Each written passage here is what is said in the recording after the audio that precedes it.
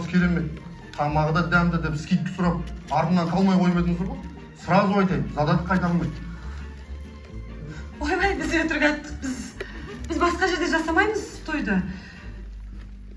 Вообще жасамайтын болдық тойды. Не болып қалды? Не болып қалды енді, понимаете? Менің енем қайтыс болды. Қойыңызшы. Имандос. Не дедің? Қашан? Осыдан 1-2 сағат бұрын.